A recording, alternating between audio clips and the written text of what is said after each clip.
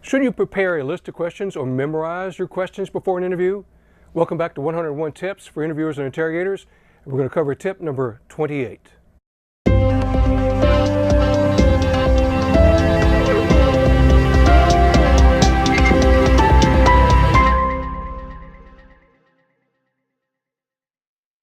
Welcome back to 101 Tips for Interviewers and Interrogators. I'm your host, Stan Walters. And for tip number 28, we're going to talk about the phenomena of people or investigators memorizing or preparing a list of questions prior to their interview.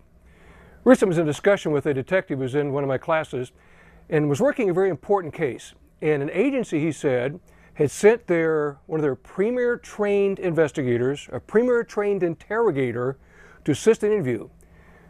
This interviewer showed up with a list of approximately 37 questions, all prepared for this interview. Now, the problem was during the interview, all that interviewer did was ask each one of those questions, never followed up, never engaged the subject in a dialogue. So I think you pretty much got the answer to my feelings about should you memorize or prepare a list of questions. I don't think so, no. Because what happens is exactly what you would predict when somebody has those questions. This interviewer had these questions in mind and never engaged the subject in any type of dialogue, never engaged in any type of narration. Now, before an interview, I can see preparing, I need answers to specific areas, specific topics. But to memorize or rehearse the questions is a real problem, because then you only ask those limited areas. For example, questions like who, what, where, how, when, and why don't garner much of a response. Most times, and from the studies I've seen, not more than 10 to 15 word answer. In a narrative interview, you use the tell, show, describe, explain. Then you let the subject narrate. In your follow-up, you address the areas from the narration where there was an issue. There's missing time blocks, missing places, undescribed people, undetermined events, or there's gaps in time. So a list of questions is counterproductive to that. It's almost like you have a preconception of only the things you need when you walk in an interview.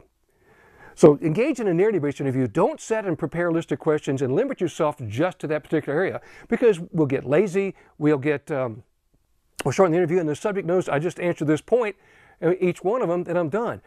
What have you gained? Even if you come back later to talk to the subject, you never recover that type of moment or that interaction with that subject again. So be sure, think through the topics, pull the narrative interview. Now, before you take off, don't forget here, subscribe to the rest of the series. And if you will, please pass this along to other folks. I've also got some special information for you here. Check out my on-demand courses if you'd like to add some more time and longer-length courses to your study. Take out the ebook for ebook through applying through the list. You see that at thelyguy.com, as well as other resources we have that are available for you to improve and enrich your skills and take it to a better level as a master interrogator. See you again soon. Be safe.